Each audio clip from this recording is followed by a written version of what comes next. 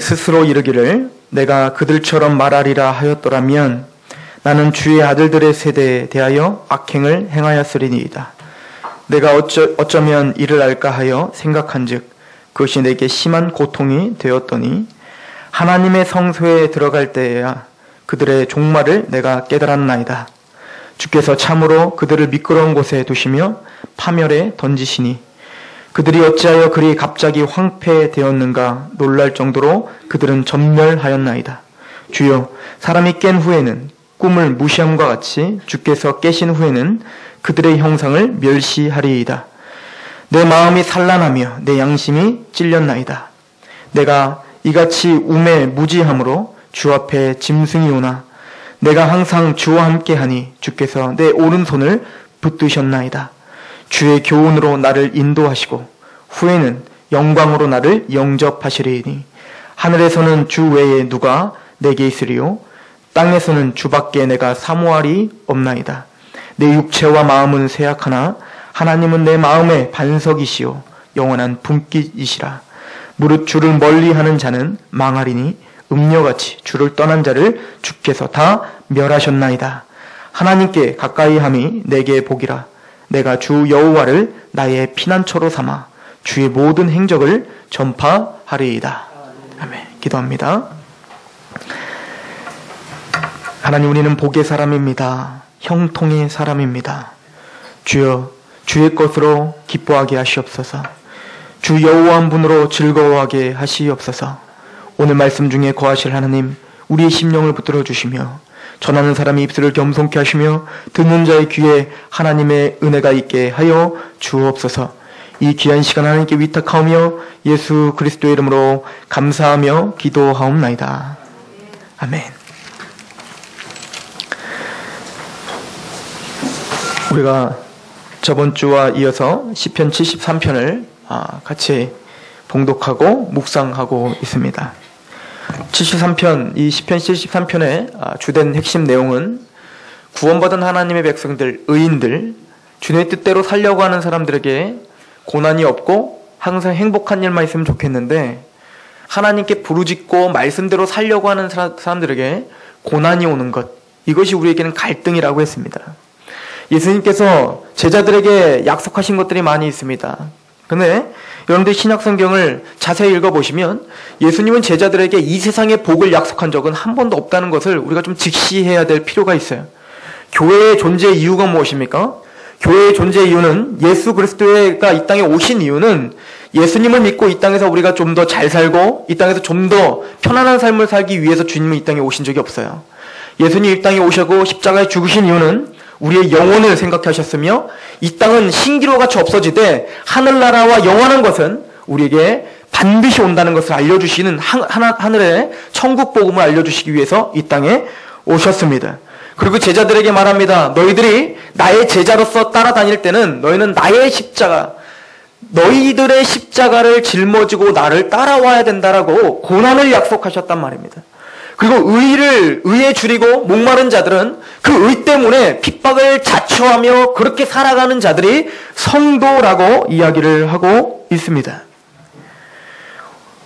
그런데 오늘날 우리 교회 안에서도 복에 대한 개념을 세상적인 복과 동일시하여 우리가 생각하는 복, 그래서 성경에 나오는 모든 복들을 이 땅의 것으로 추구하다 보니까 거기서부터 갈등이 생기기 시작하는 겁니다. 왜 구원받은 나에게 일이 잘 풀리지 않지? 왜 구원받은 나에게 이런 현상들이 일어나지? 왜 구원받은 나에게 육체의 아픔이 있지? 게다가 더 나아가서 오늘 시편 73편은 이런 내용이라고 했죠. 내가 세상 사람들을 질투할 수밖에 없는 상황이 벌어지고 있는 거라고요. 구원받은 하나님의 백성들보다 세상 사람들이 더 잘 먹고 잘 살더라는 겁니다. 그 사람들은 거짓을 행하고 사기를 치고 그렇게 해도 돈이 잘 벌리는 거예요. 그래서 우리는 그렇게 말을 합니다. 두고 봐라, 인과응보가 될 것이다. 그들은 그들의 죄 때문에 반드시 그 말년에는 비참한 생활을 할 거야. 근데 배불리 먹었던 김정일은 배부르게 죽었죠. 그런 걸 통해서 우리는 하나님 앞에 원망해 나오는 겁니다. 주님, 하나님이 살아계신데 왜 구원받은 자들에게 이렇게 고통이 따릅니까? 라고 시편 기자는 고백하고 있는 중이라고 이야기했습니다. 이것을 스스로 한번 생각해 보려고 고민한 거예요. 이런 현상이 왜 일어날까? 나한테 왜 이런 고난이 닥칠까? 이게 도대체 무슨 의미일까? 라고 이 시편 기자는 끊임없는 고민을 하고 있다라고 이야기하고 있습니다. 73편 16절을 한번 보시겠습니까? 16절. 내가 어쩌면 이를 알까 하여 생각한즉. 도대체 이게 무슨 의미가 있을까를 생각한즉 그것이 내게 심한 고통이 되었나이다. 인간적인 지혜를 총동원하여, 나의 경험을 총동원하여 이것을 왜 이런 일이 일어났나를 스스로 생각하고 고민해도 고통이 사그라들질 않는 거야. 답이 나오질 않는 겁니다.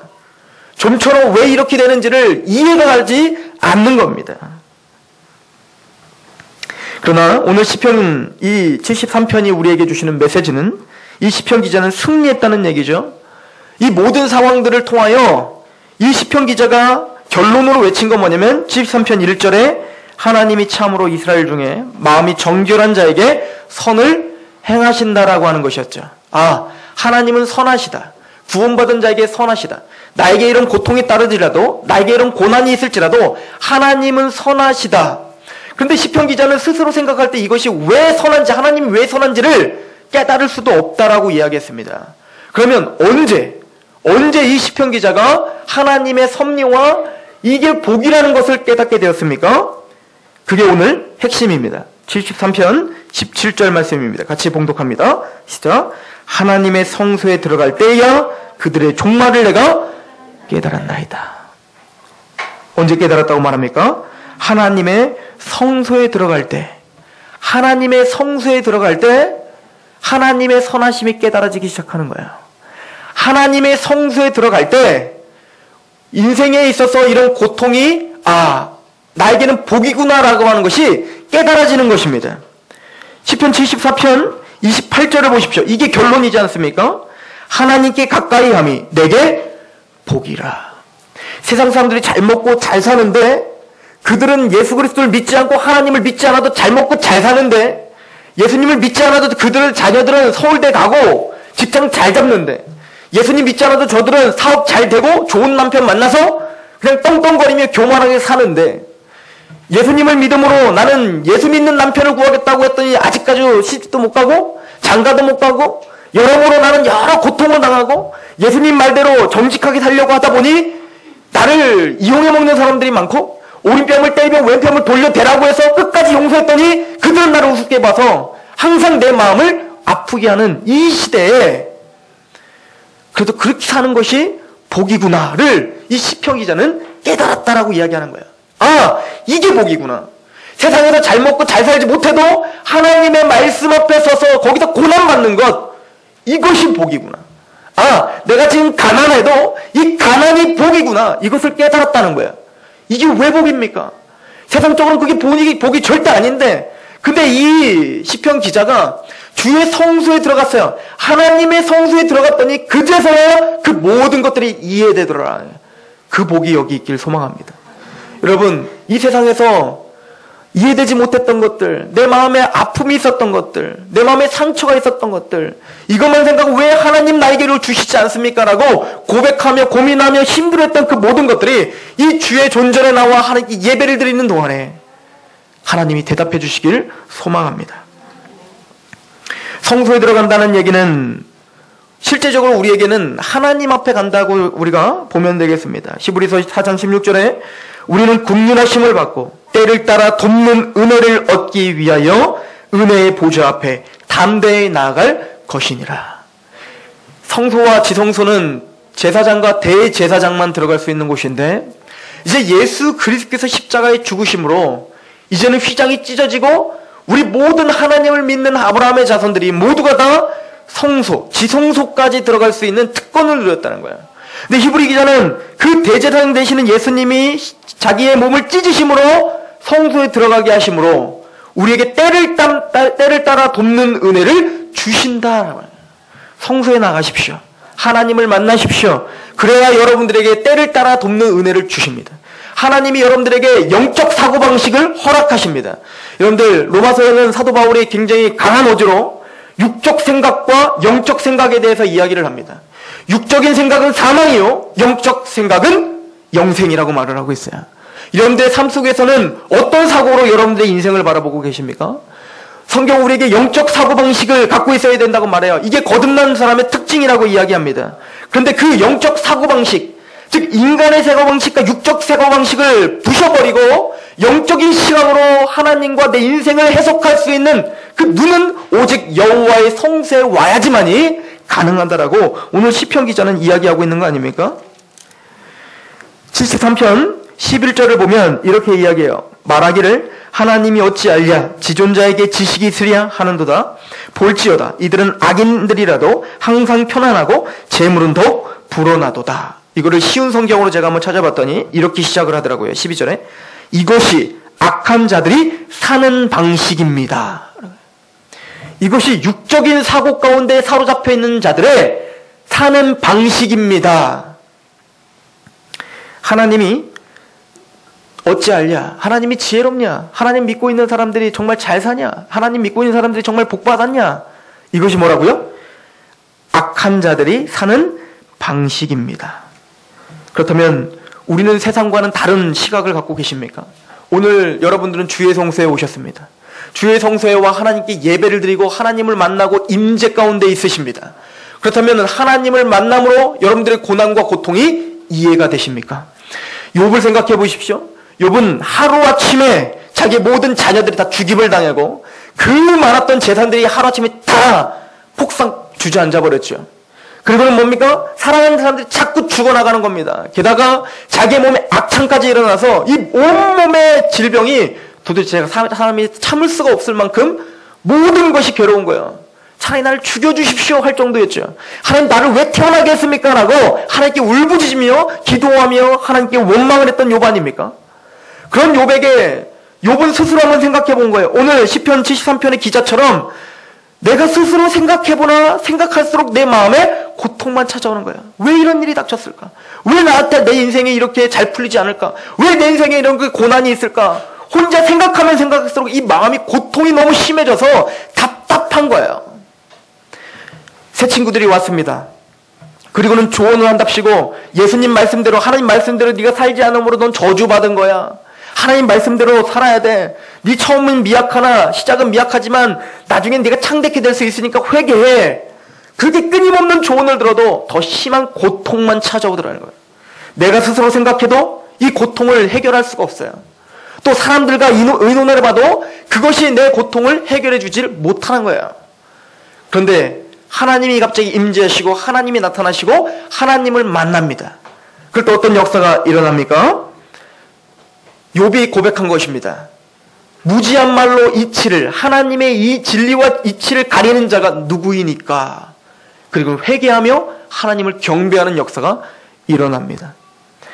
하나님이 너에게 이 고난은 어떤 역할을 했고 이런 역할을 했어. 이런 자잘구레하게 설명하지 않았는데 그냥 하나님을 만났어요. 하나님을 만나고 하나님 앞에 서 있으니 원망이 아니오 회개와 하나님 앞에 찬양이 나오더라.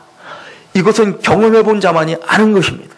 하나님의 예배자로 선다는 것은 우리의 인생으로는 도저히 우리의 지혜로는 도저히 해결될 수 없고 이해될 수 없는 그것이 하나님 앞에 왔을 때 다 눈녹듯이 녹아져 버리는 거예요. 그 예배가 우리 상록교회 예배가 되시길 소망합니다. 그리고 성소에 들어간다는 것은 바로 하나님의 말씀으로 내 인생을 의논한다는 거예요. 성경과 내 인생을 의논하는 거예요. 내 친구와 의논하는 게 아니에요. 세상과 의논하는 게 아니에요. 나와 의논하는 게 아니에요. 내 생각은 언제나 엎치락뒤치락이에요. 여러분들의 감정과 여러분들의 생각을 제발 의지하지 마시기 바랍니다. 우리의 감정과 우리의 생각은 너무나 제약적이에요. 우리의 감정과 우리의 생각은 죄악 덩어리예요. 우리가 생각하는 것은 하나님의 생각이 아닙니다. 반드시 성경과 의논하라고 말합니다. 우리 시편 119편을 한번 보시겠습니까? 시편 119편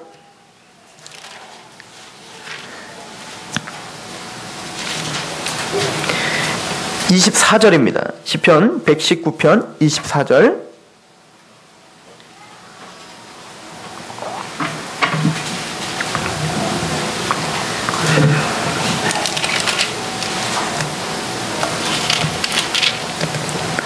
주의 증거들은 나의 즐거움이요 나의 충고자니라.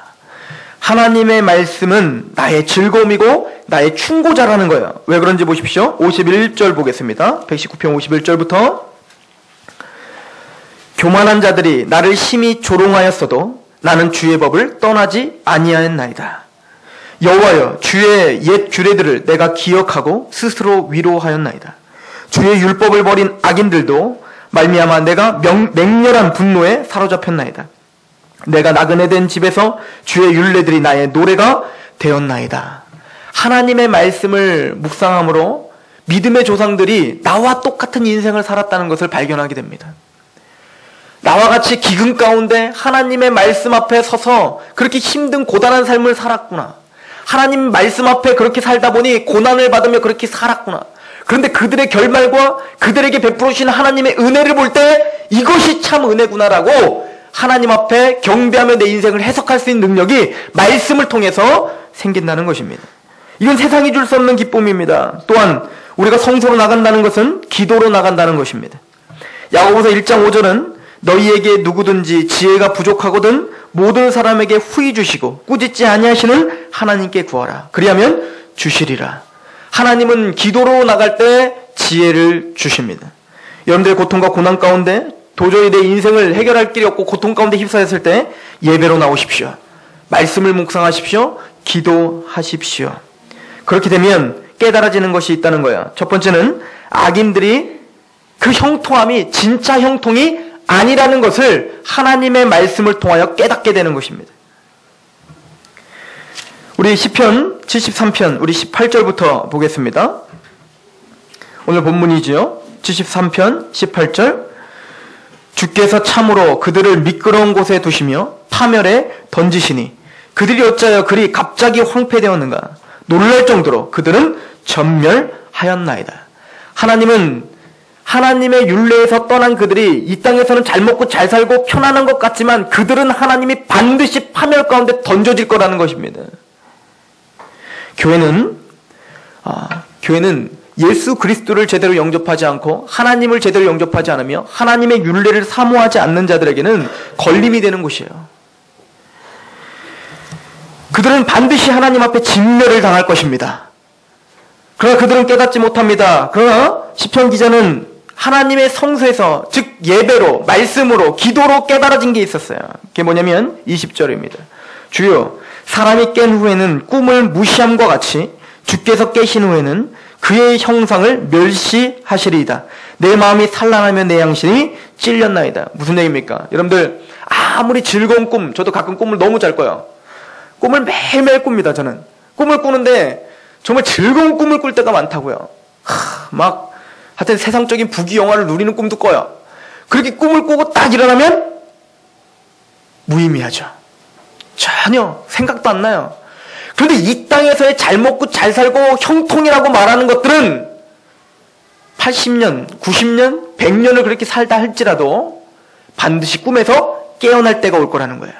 이게 성경의 진리입니다. 그러므로 이 땅에서의 삶은 신기루라는 거예요.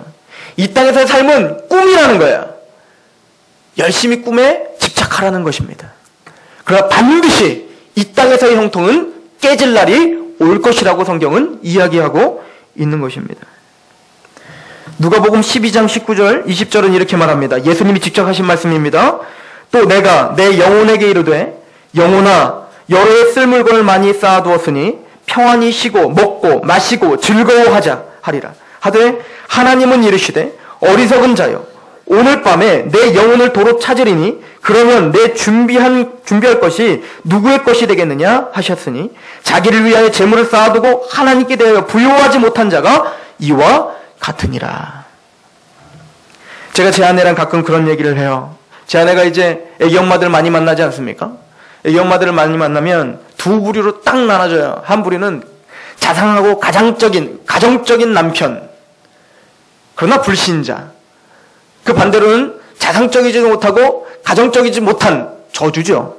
남편이 그렇게 하면 여자가 얼마나 아프겠습니까? 그런데 제가 저희 아내한테 그런 얘기를 했어요. 용서하시고 들으십시오. 가정적이지 못한 남편이 어찌 보면 복일 수도 있겠구나. 왜냐면 너무 가정적이라 주말에 그냥 있을 수가 없는 거예요. 자녀를 데리고 부인을 데리고 돈도 잘 버니까 좋은 차를 타고 나들이를 나가야 돼요. 금요일까지 일을 하고 토요일, 주일, 월요일날 월차 내고 2박 3일로다가 제주도를 가야죠. 태국을 가야죠. 돈도 많으니까요. 돈을 많이 쌓아서 이걸 위해서 내가 돈 벌었으니까요.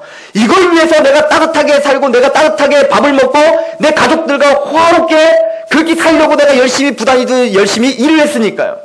그러니까 그 황금 같은 주말을 내 인생을 위해서 써야죠. 이 주일날 하나님께 예배드려야 될 날, 이 귀중한 날 내 인생을 위해서 모든 것을 드려야죠. 그것은 바로 내 인생을 나를 섬기고 있는 것입니다.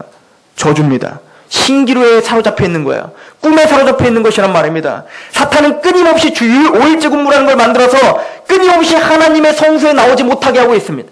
이거는 예언이에요. 하나님의 예언이 그대로 이루어지고 있죠. 히브리서 기자가 뭐라고 합니까? 때가 그날이 가까울수록, 주님의 재림입니다. 그날이 가까울수록 모이기를 패하는 자들과 같이 너희는 행하지 말라. 모이기를 패하게 될 것입니다. 하나님의 말씀과 성수에 들어가기보다, 그래서 하나님의 말씀으로 내 인생을 해석하기보다 세상적인 가치관으로 내 행복과 저주를 분가름하는 그러한 시대에 우리는 살고 있는 것입니다. 그러나 이 시편 기자는 거기서 깨달은 거예요. 하나님의 말씀을 통하여 깨달은 거예요. 그렇구나. 이 땅의 인생은 신기루구나. 꿈이구나. 반드시 주의 말씀으로 깨어질 날이 오는구나. 그날에 하나님의 백성들은 그 악인들을 비웃게 될 것이라고 이야기합니다. 시편 52편 보십시오. 52편 6절 7절입니다. 전 제 생각을 말하고 있는 게 아니에요. 하나님의 말씀을 선포하고 있는 것입니다. 귀 있는 자는 들으십시오. 6절 7절 시작. 의인이 보고 두려워하며 또 그를 비웃어 말하기를 이 사람은 하나님을 자기 힘으로 삼지 아니하고 오직 자기의 재물의 풍부함을 의지하며 자기의 악으로 스스로 든든하게 하던 자라 하리로다. 세상에서 이렇게 살아갔던 자들, 자기가 가진 재물로 내 마음을 든든하게 여겼던 사람들, 그 사람들을 하나님의 백성들, 이 땅에서 주님을 위해서 고난받았던 사람들이 반드시 비웃을 날이 올 것이다 라고 성경 우리에게 선포하고 있습니다. 저는 우리 상록교회 성도들이 신앙생활을 하되 말씀에 의거한 참된 신앙을 갖길 소망합니다. 세상과 하나님 나라에 양다리 걸치고 그렇게 뜨겁지도 않고 미지근하지도 않아, 뜨겁지도 않고 차갑지도 않은 그런 신앙생활로 우리 인생을 허비하지 않기를 소망합니다.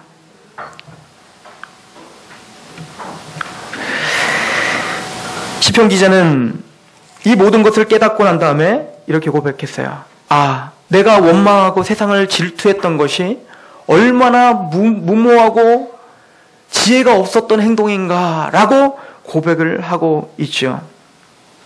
오늘 시편 기자가 73편에 이렇게 고백하는 걸 들어보십시오. 23절입니다. 22절입니다. 73편 22절. 내가 이같이 우매무지함으로 주 앞에 짐승이 오나. 아, 주님, 이 짐승과 같이 우매무지한 나의 생각과 나의 본능으로 생각하려고 고통을 받았던 것이 얼마나 무지한 것인지 이제 깨달았습니다. 하나님의 말씀 앞에 서니 이제야 보입니다. 주의 뜻대로 살지 않는 것이 얼마나 저주인 것을 알게 됩니다. 기도는 이런 능력이 있습니다. 사도 바울을 생각해 보십시오. 자기가 스스로 고칠 수 없는 질병 가운데 너무 힘든 삶을 살았죠. 그래서 사도 바울이 하나님께 기도를 합니다. 주여, 이 질병을 좀 고쳐주십시오.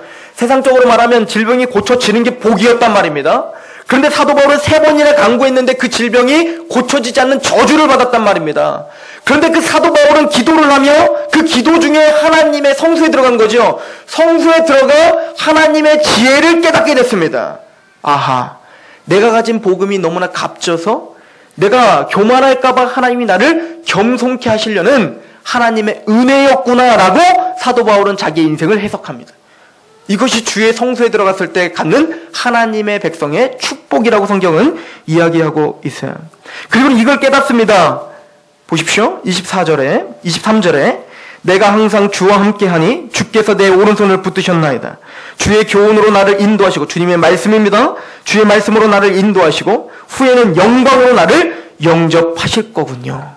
그걸 위해서 나에게 이런 고통이 있군요. 그래서 이 고통이 나에겐 복이 될 수 있군요 라고 스스로 고백을 했던 것이죠. 여러분들, 참 형통이 무엇입니까? 복이 무엇입니까? 요셉을 잘 아시죠? 요셉은 형에게 팔림을 받았어요. 형에게 팔림을 받아서 시기를 받아 팔림을 받아서 보디발레 집에 노예로 끌려갔어요. 노예로 끌려갔다는 것은 사람 취급을 받지 못하는 인생으로 나락으로 떨어졌다는 얘기거든요. 그런데 성경은 보디발레 집에서 하나님의 말씀대로 고정분투하며 그래도 말씀을 떠나지 않으려고 하는 그 삶을 형통하다라고 표현하고 있다는 사실을 믿으시기 바랍니다. 이 요셉이 감옥에 갔습니다. 더 안 좋은 상황으로 왔어요. 이제 죽을지도 모르는 감옥으로 간 거예요. 그것도 하나님 말씀대로 살려고 하다 보니 저주를 받은 거 아닙니까? 하나님 말씀대로 살려고 하다 보니 더 안 좋은 상황으로 떨어졌지 않습니까? 그러면 세상은 말합니다. 저주라고. 그러나 요셉을 하나님은 뭐라고 합니까? 가는 곳마다 형통케 하셨더라. 이게 뭐라고요? 형통이라는 거예요. 요셉이 애굽 총리가 됐고 형통이 아니라니까요. 애굽 총리가 돼 떵떵거릴 때 형통이라는 말을 쓰지 않았어요. 감옥에 있을 때, 보디발레 집으로 노예로 팔렸을 때 하나님은 뭐라고 했다고요? 형통이더라 라고 말을 했다고요. 여러분들은 형통하십니까? 복을 받으셨습니까? 여러분들이 원하는 복과 형통이 무엇입니까? 신기와 같은 이 세상에서의 복입니까? 아니면 영원하고 실제적인 그 영원한 실제적인 나라에서의 복입니까? 여러분들은 육적 사고방식에 사로잡혀 있습니까? 영적 사고방식에 사로잡혀 있습니까? 육의 생각은 사망이요 영의 생각은 생명이니라. 이것이 성경이 우리에게 주시는 끊임없는 말 아닙니까? 저는 오늘 시편 129편과 시편 1편을 비교하고자 합니다. 시편 129편을 보십시오.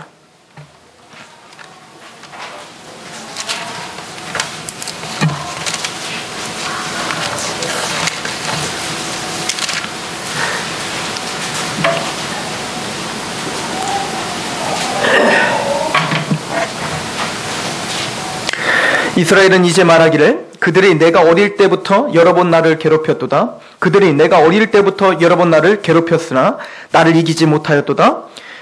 대적입니다. 악한 자들입니다. 하나님 알지 못하는 자들입니다. 그들이 구원받은 하나님의 백성들 끊임없이 괴롭힌다는 거예요. 고난이 있습니다.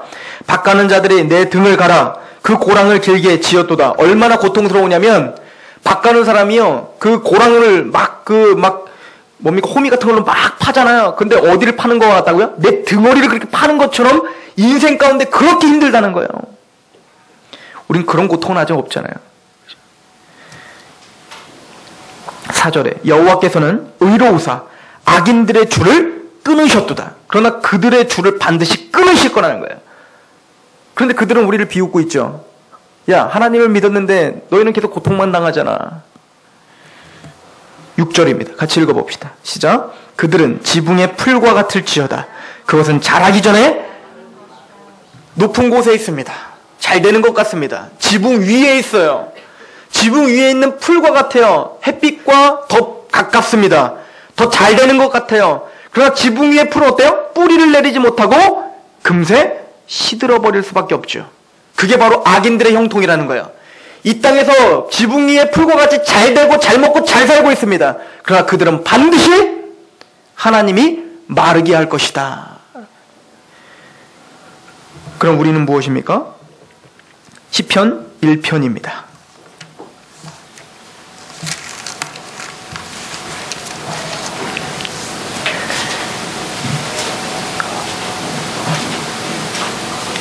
복 있는 사람은 악인들의 꾀를 따르지 아니하며 죄인들의 길에 서지 아니하며 오만한 자들의 자리에 앉지 아니하고. 복이라는 건 이 땅에서의 형통이 아니고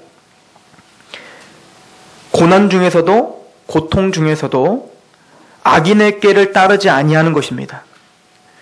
죄인들의 길에 서지 않는 것입니다. 오만한 자리에 서지 않는 것입니다. 그리고는 2절에 오직 여호와의 율법을 즐거워하여 그의 율법을 주야로 묵상하는 자입니다. 하나님의 말씀 앞에 성소로 들어가는 자입니다. 그럼 그 사람들이 어떤 사람입니까? 이 땅에서 형통을 추구하는 사람들은 지붕 위의 풀과 같습니다. 지금은 높아진 것 같으나 금방 시들어 없어질 것입니다. 주님의 파멸이 기다립니다. 꿈에서 깰 때가 올 것입니다. 그러나 하나님의 백성은 1장 4절 악인들은 그렇지 아니함이며 오직 3절 그는 시냇가에 심은 나무가 철을 따라 열매를 맺으며 그 잎사귀가 마르지 않은 것 같으니 그가 하는 모든 일이 다 형통하리로다. 이게 형통입니다. 5만 원짜리에 서지 않는 게 형통입니다. 하나님의 말씀을 집착하는 것이 형통입니다. 4절 악인들은 그렇지 아니하며 오직 바람에 나는 겨와 같도다. 이게 뭐죠? 겨들이 바람에 날아요. 아무것도 들은 게 없어요. 그러니까 어때요? 이리 갔다 저리 갔다 세상의 풍류대로 세상의 가치관대로 그렇게 마음껏 살아가고 날아다니는 거예요. 재밌죠? 행복하죠? 기쁘죠? 그러나 그들은 다 태워서 없어질 것입니다. 6절 무릇 의인들의 길은 여호와께서 인정하시나 악인들의 길은 망하리로다. 하나님께 인정받는 인생 되시기 바랍니다. 하나님께 인정받는 인생 되셔야 돼요. 그래 여러분들이 이 땅에서의 모든 수고가 주의 날에 눈물을 닦아주시며 참 형통이 무엇인지를 찬양하게 될 것입니다. 하나님의 뜻 앞에 요셉이 가졌던 그 형통이 저와 여러분들과 이 교회와 여러분들의 가정에 넘치기를 축원합니다. 기도하겠습니다.